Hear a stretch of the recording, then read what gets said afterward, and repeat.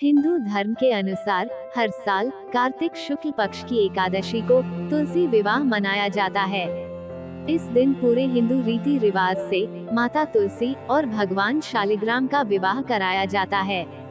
इस विवाह को कराने पर ऐसा माना जाता है कि इससे न केवल माता तुलसी बल्कि भगवान विष्णु का भी आशीर्वाद मिलता है। हिंदू धर्म के अनुसार तुलसी विवाह बहुत महत्वपूर्ण है।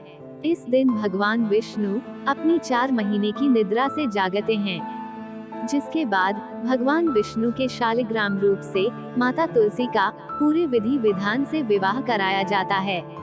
हिंदू धर्म को मानने वाले जिन भी लोगों के घर में तुलसी माता का पौधा होता है, वहाँ यह विवाह जरूर कराया जाता है।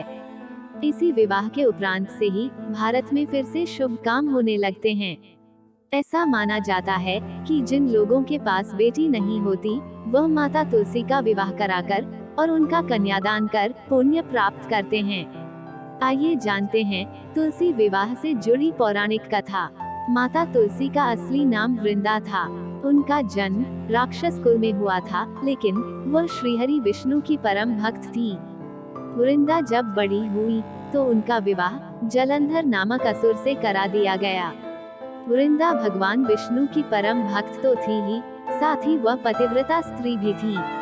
उनकी भक्ति और पूजा के कारण उनका पति जलंधर अजेय होता गया और इसके चलते उसे अपनी शक्तियों पर अभिमान हो गया और उसने स्वर्ग पर आक्रमण कर देव कन्याओं को अपने अधिकार में ले लिया।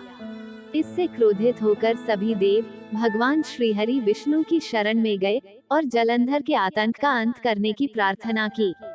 परंतु जलंधर का अंत करने के लिए सबसे पहले उसकी पत्नी वृंदा का सतीत्व भंग करना अनिवार्य था। भगवान विष्णु ने अपनी माया से जलंधर का रूप धारण कर वृंदा के पतिव्रत धर्म को नष्ट कर दिया और इसके परिणाम स्वरूप जलंधर की शक्ति क्षीण हो गई और वह युद्ध में मारा गया। लेकिन जब वृंदा को श्रीहरि के छल का पता चला तो उन्होंने भगवान विष्णु से कहा, हे नाथ, मैंने आजीवन आपकी आराधना की, आपने मेरे साथ ऐसा कृत्य कैसे किया? इस प्रश्न का कोई उत्तर श्रीहरि नहीं दे पाए और तब वृंदा ने भगवान विष्णु से कहा कि आपने मेरे साथ एक पाषाण की तरह व्यवहार किया, मैं आपको शाप देती हूँ कि आप पाषाण बन जाएं। यह कहते ही भगवान श्रीहरि पत्थर समान हो गए और सृष्टि का संतुलन बिगड़ने लगा। तब देवताओं ने वृंदा से याचना की कि वे अपना श्राप वापस ले लें। भगवान विष्णु भी वृंदा के साथ हुए छल से लज्जित थे और अंत में उन्होंने भगवान विष्णु को क्षमा कर दिया और भगवान विष्णु को श्राप मुक्त कर जलंधर के साथ सती हो गईं। वृंदा की राख से एक पौधा निकला जिसे श्रीहरि विष्णु ने तुलसी नाम दिया और वरदान दिया कि तुलसी के बिना मैं किसी भी प्रसाद को ग्रहण नहीं करूंगा। मेरे शालिग्राम रूप से तुलसी का विवाह होगा और कालांतर में लोग इस तिथि को तुलसी विवाह करेंगे, उन्हें सुख और सौभाग्य की प्राप्ति होगी। आइए जानते हैं तुलसी विवाह की पूजा विधि।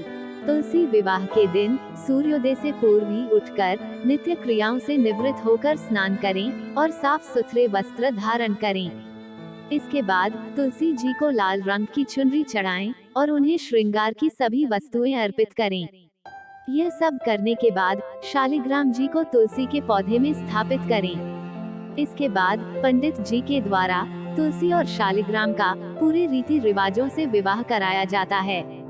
विवाह के समय पुरुष को शालिग्राम और स्त्री को तुलसी जी को हाथ में लेकर 7 फेरे कराने चाहिए और विवाह संपन्न होने के बाद तुलसी जी की आरती भी करनी चाहिए। जय श्री कृष्ण।